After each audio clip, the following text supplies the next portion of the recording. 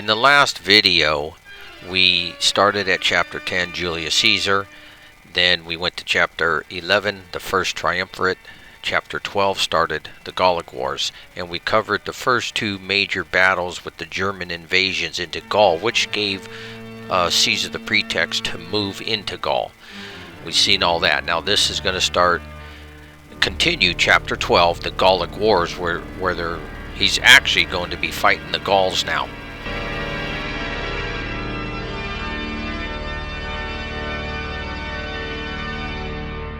Now remember, the Republic is in decline for a lot of reasons, and not only the violence and the murders of your political opponents, but also just because of its expansionist policies. Because in the last century they transitioned from being a temporary general levy of citizens, like that of the Punic Wars, to a full-time professional force that fought an unending series of expansionist and defensive wars on Rome's periphery.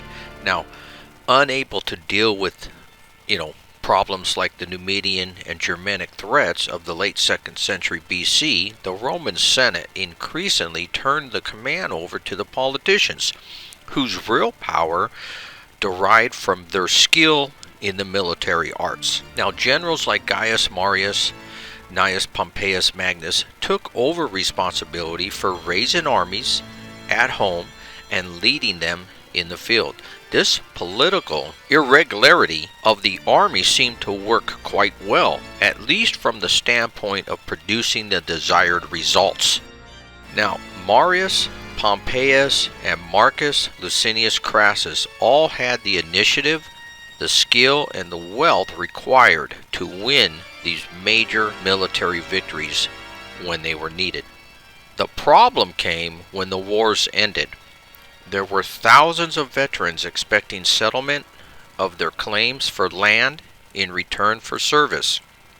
In one of history's best examples of short-sightedness, the Senate proved unwilling to meet these demands or even to seriously negotiate the matter.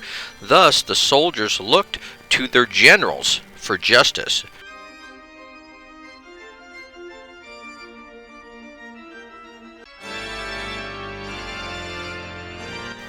Now, the one man most clearly grasped the opportunity of what politically taken place here. He grasped the opportunity for power and glory in this situation was Gaius Julius Caesar, and that is where we're at, and he is in Gaul. So usually the Romans, as they were occupying Transalpine Gaul, Cisalpine Gaul, they would go into Gaul, help out neighbors, settle some disputes, and then they would winter back in northern Italy.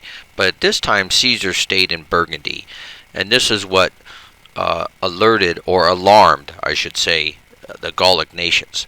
The Belgic tribes on which the borders met, you can see here the Belgic territory and the Roman area right there, where they met, this made the Belgic tribes very nervous. They united under a king called Galba.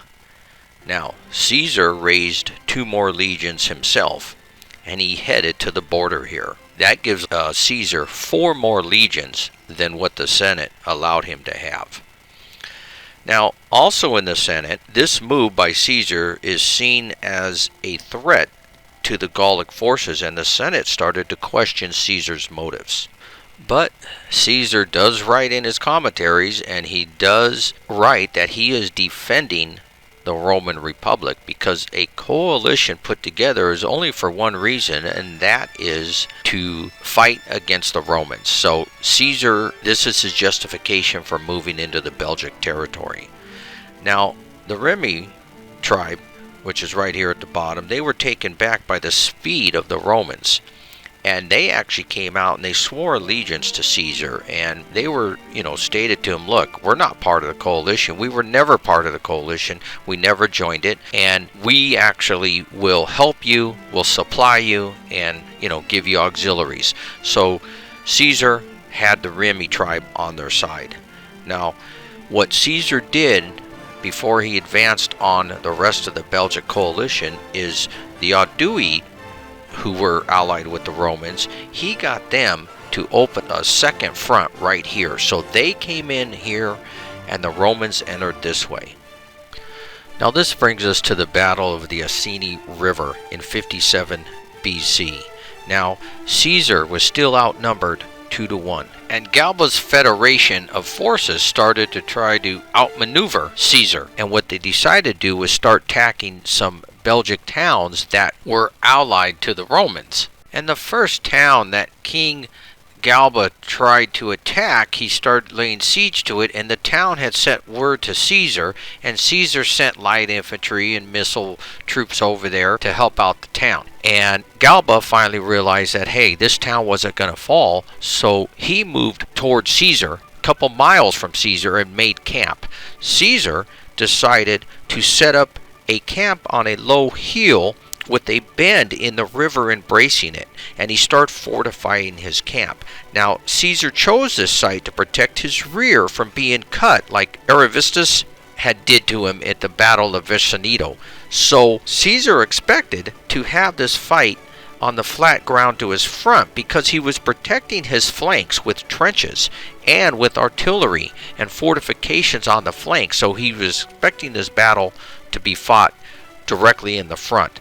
Now, once the fortifications were done, Caesar moved out of the camp in front to offer battle. The Belgae moved out and offered battle. So two armies here were getting ready to fight. It looked like there was going to be this huge battle, but the ground that was between them was kind of marshy, and so the army that moved in there first was going to be at a disadvantage, so neither army attacked. So the Belgae decided they had to do something about it because they couldn't just sit here forever. They learned that the Aedui were running through the Bellovaci lands, so they sent a force around to find a ford to cross. Now, as they came across this area, this ford to cross, Caesar had 6 cohorts already on the south bank. And so, as the Belgae were starting to move across with their cavalry and light infantry, the 6 cohorts were holding them off, but Caesar responded by moving his cavalry and light-armed Numidians over across the bridge, and the lighter Roman troops were so fast that they reached the ford while most of the Belgic army was still crossing the river. So the Roman cavalry dealt with the troops that were already on the south bank, and the missile troops prevented the rest of the army from crossing the river, and eventually the Belgae had to retreat back into their camp. Now at this point, Galba had to make a decision. Do they sit here while their supplies are running low and the Aedui are running through the Bellovaci lands, or do they disperse? Now they decided on dispersing, and what they do is they break up. It's easier to not be found. They can move quicker when they break up into groups. The VC used to do it all the time, and then they would come together for the big battle. However, because Caesar knew where their camp was and was watching them, when he found out they were dispersing and trying to get away, it was easy for him to follow them and track them. So he sent Labienus and 3 legions and cavalry to pursue these forces. And it was so easy to conquer these forces, he ended up subduing the Susones, the Bellovaci, and the Ambani. And the Ambani all surrendered to the Romans. So now only the Nervi and their allies were resisting, which were even farther north. So this victory goes to Caesar at this battle. Now, that same year, we have the Battle of the Sabis, Samber, Sabine River, however you like to say it. And Caesar had moved north into this tribal coalition that the Nervi had created. Now, as he's moving north, he comes upon the Sabis River, and he's wanting to make camp here, but before he does that, he sends out his cavalry to go scout the enemy positions, and his cavalry gets routed. Now, Caesar, he had made a serious tactical error here. He did not set up an infantry screening force. Now, this allowed the Nervi to cross the river easily. Now, Caesar, upon hearing the defeat of his cavalry, he starts building his camp.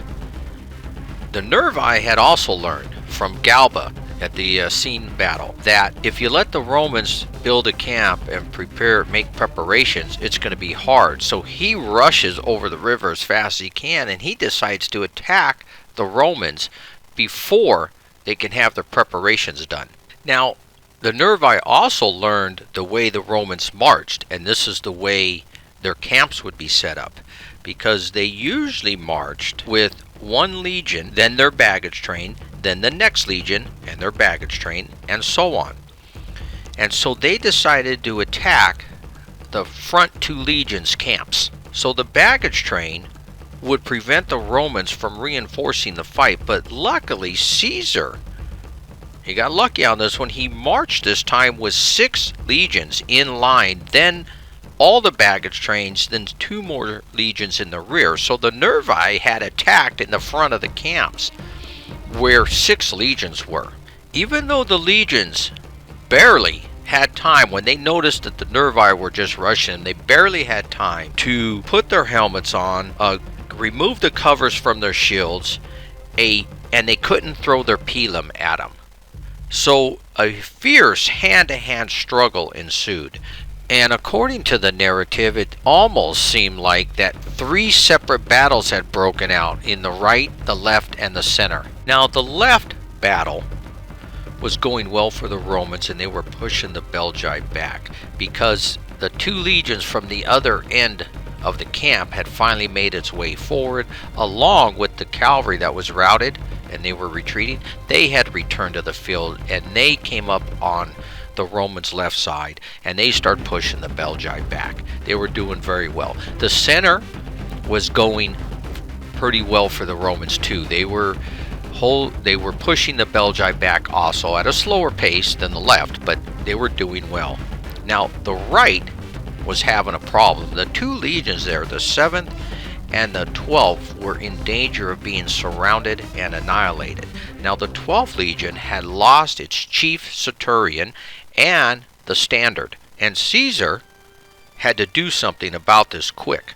Now he grabbed a shield from a legionnaire, and he's made his way to the front, and he rallied the 2 legions. He was forming them into squares, and he ordered them to thrust with their gladius and push the enemy out and allow them room to fight and open their ranks. It is also noted that Labienus, who saw what was happening here, came back from his side and surrounded the forces on the right. The 2 legions were saved from disaster, largely by their training and that officers knew what to do without being told. Now the legions had pushed the tribes back into the river. Now there was 50,000 Belgic forces here, and only barely 500 survived.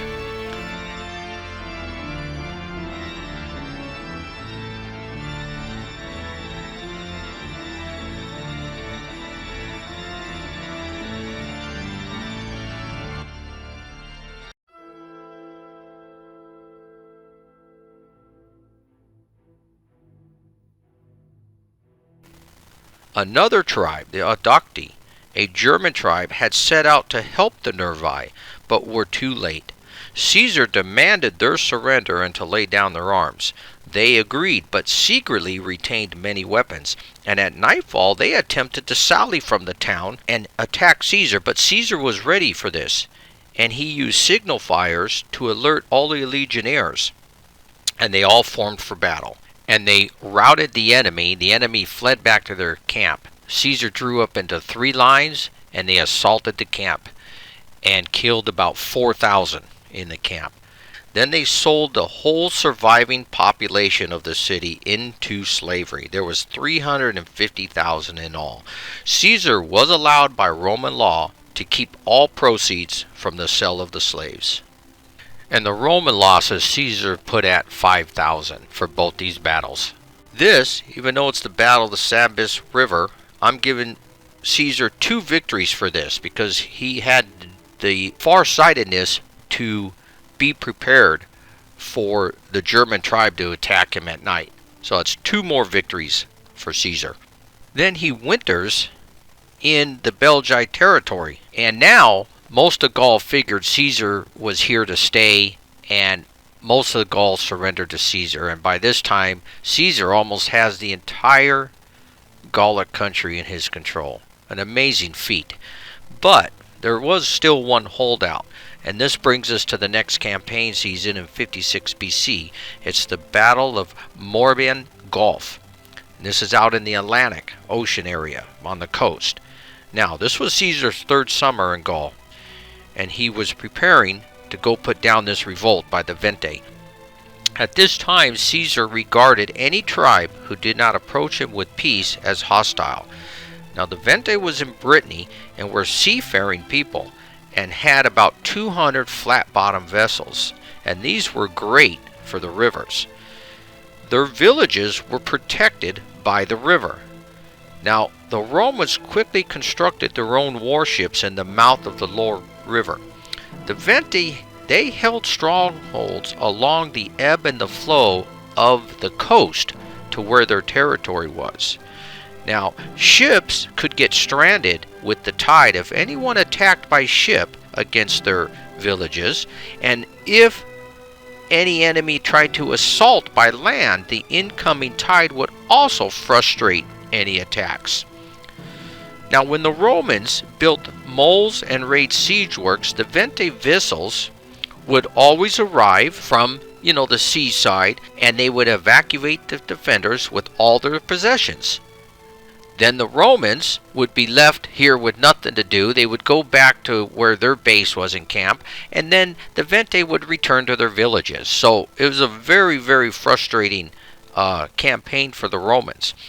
But the Romans knew at this point that they're going to have to destroy the Vente fleet if they had any hope of victory. Now, the Vente ships were built to withstand the Atlantic waters and could not be rammed easily. So Decius Junius Brutus, now this is the son of Junius Brutus that was killed by Pompey, he sailed his fleet, he was in charge of the fleet, to the mouth of the Morbihan River.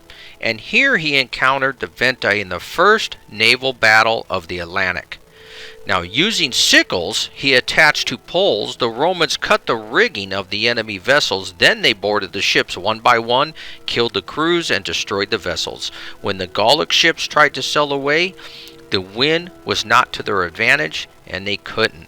Without their ships, the Venti surrendered, and Caesar sold the officials of the Venti into slavery.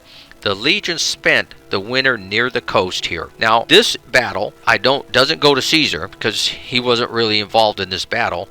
It was won by Brutus. So Caesar doesn't get a victory for this. However, the Roman battle record does go up by 1. Now, Caesar's campaigns in Gaul were started as a defensive measure.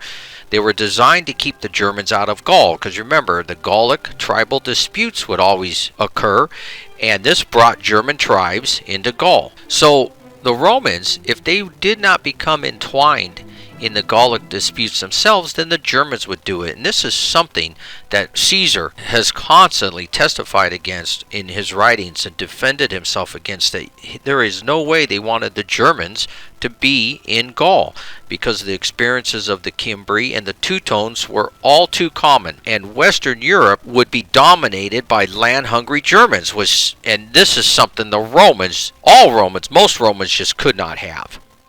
Now, to this end, the success of Caesar and his officers in various parts of Gaul was welcomed by the towns with recurrent public thanks. Remember, Caesar could not have survived if he didn't have reinforcements, supplies, and men from the Gauls. Just remember that. So, obviously, they wanted him there, no matter what anybody says. Now, after each victory, Caesar took great pains to create viable political settlement, rewarding allied tribes. Now, the Aedui in particular grew in power and influence because they were allied with Rome the whole time. Now, Caesar could also make examples of the price of resistance, as seen with the Aedui, but he clearly believed that it was more practical to be generous to defeated enemies after a campaign. For example, when he sent the surviving Helvetii back to their homeland, he arranged to provide them with food until they had established their own farms and harvested their first crops. He even permitted the boii, one of several groups that had joined the Helvetic migration to settle in Gaul as a favor to the Helvetii. So I, for one, think once the Germans are becoming involved in Gaul, the Romans had to get involved themselves. It was just pretty as simple as that. Now, this brings us to year 55. This is the Battle of Koblenz. Now, it must be noted that in the campaigns of 55, Caesar was just looking to build his prestige, especially because Crassus and Pompey were now the consuls in 55. So they would be politically probably trying to reduce his popularity and prestige. So Caesar needed to keep victories coming. So when two Germanic tribes, the Uspetes and the Tenerii, wished to settle in Gaul, Caesar said no, which led to war. The tribes crossed the Rhine and stirred new tribes to revolt. Caesar met with the invaders, and as the chiefs approached the Romans for a parley, Caesar arrested them because he felt that they were just trying to buy time. Then he attacked the tribes and forced them into a confluence of two rivers. And at this point, they were pretty much defenseless. But Caesar attacked this force. It was men, women, and children, and he annihilated the entire force. Now, the Senate wanted to bring charges against Caesar when he returned to Italy for this action. But this is a victory for Caesar because this force came over and they were going to fight. It just didn't go well for him. Caesar then intended to up his prestige by overawing the local tribes and enhance his powers. In a truly remarkable engineering feat, his soldiers built a bridge over the Rhine in 10 days. He crossed over it, he spent 18 days east of the Rhine, then marched back and destroyed the bridge. He demonstrated his power and carried his prestige along with it. He then demonstrated his power by crossing the English Channel and moving into Britain. The Britons were assisting the Gauls, and this was a pretext to Caesar's personal ambition to send an expedition force. Now, some British tribes were already in communication with Caesar. He sent Gaius Fulcinius and Gallic chief Commius with 2 legions over. They landed under great difficulty in heavy gear wading through the water while local Briton cavalry and chariots and infantry attacked them. Now, fortunately for the Romans, many Britons never saw oars on ships and the Brits were scared of them. Eventually, the landing was effected. The Roman cavalry never was able to land though, and they had to return back to France. So without his cavalry, Caesar made camp and knew he could not go any further inland. Now, negotiations ensued, but when the Roman ships were rendered unseaworthy, the Britons immediately attacked. However, Caesar had laid provisions and made 12 wrecks salvageable and sailed back across the channel. Now, I don't give Caesar win or loss for this. Remember, it was just an expedition. He was basically just checking it out, and he didn't get defeated. It was just negotiations didn't go well. And remember, the reason that he crossed the Rhine into Germany and crossed the English Channel to Britain was mainly to build his prestige. Now, this brings us, that's the end of the 55 campaign. The 54 season starts, and at Verulamium in the summer, Caesar made his way back and he brought 5 legions with him. He brushed aside the weak defenses and pushed inland and crossed the Thames.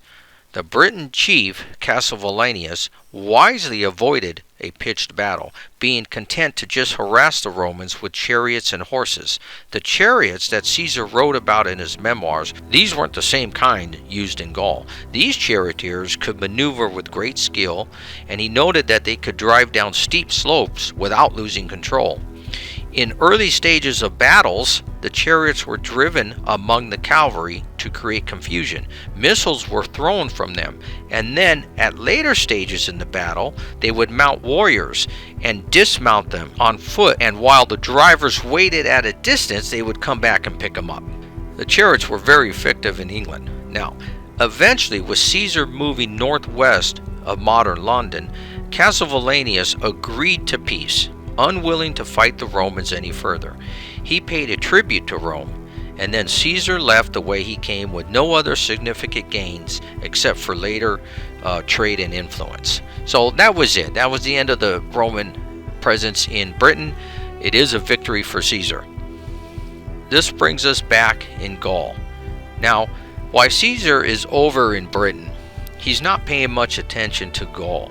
And things weren't going well in Gaul because there was a grain shortage, and Caesar was camping his legions, remember, in the Belgae and coastal areas, but now he had to spread his legions out over a wide area due to grain scarcity.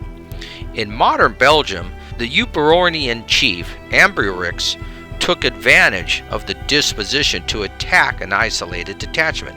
The attack failed, but Ambiorix had told the Roman commander, Titus Sabine, that all of Gaul was in a revolt, so Sabine had made terms with the chief to allow his troops safe passage. Now, while the column of 9,000 men were marching, it was suddenly overwhelmed by the Eburones. The entire force plus Sabinius was slaughtered. Ambiorix pressed on to besiege the Namur encampment commanded by Quintus Cicero. This was the son of the famed orator. Ambiorix made the same terms with Cicero, but Cicero was not as naive, and he prepared for battle. Then he immediately sent word to Caesar that he needed help. Ambiorix was driven off by a released force led by Caesar. Caesar held Cicero for his bravery. Now, Caesar ends up wintering in 54 with his army in Gaul again. Now, this is a loss for the Romans, right? Sabinius got annihilated. Now we move into the 53 campaign season. Now, the previous year was not good for the Romans. Caesar was down 2 legions, so he had to raise 2 more, and then he borrowed one of Pompey's legions from Italy. Now, Caesar started the campaign season early, and he split up his forces and he focused on widespread destruction instead of fighting the armies. And the Gauls did not remain docile either. There was uprisings all over the Belgic tribal territories, and they would attack Roman camps, and this was followed by Roman reprisals, and this alternated back and forth. When the Senate heard about 2 of Caesar's officers, which were lured out of their camps and killed, with almost the entire force, that was like 15 cohorts, Caesar swore to destroy all the Belgic tribes. He then invited the Germans to come and raid the Eburones' land. Now, Caesar then sent 3 legions to raid the Belgic territories and the Eburones under Ambiorix. Now, Ambiorix, he surrendered, and then he kind of fades from history. Not sure what became of him, but he ends up becoming a national hero of the Belgian people later on, like in the 19th century. Anyways, Caesar then caught the Nervii off guard and forced their surrender. Labienus succeeded in destroying the Treviri. Then Caesar pushed the Germans back across the Rhine, and he once again sent another expedition across the Rhine and built a bridge quicker than he did the first time. But with little supplies, he had to return within 2 weeks. There was no major battles here in the 53 campaign. Now, just when the northern Belgic tribes were subdued, Caesar had one of their leaders flogged to death, and this built up resentment. And this ends our 53 BC campaign. And I think we're going to end this video here, because when we come back in the next one, Marcus Crassus tries to make his mark because he needs victories and prestige now. And he tries to make, after his consulship's over, and he tries to make war with the Parthians. We're going to talk about that. And then, of course, we have the great Gallic rebellion with Vercingetorix.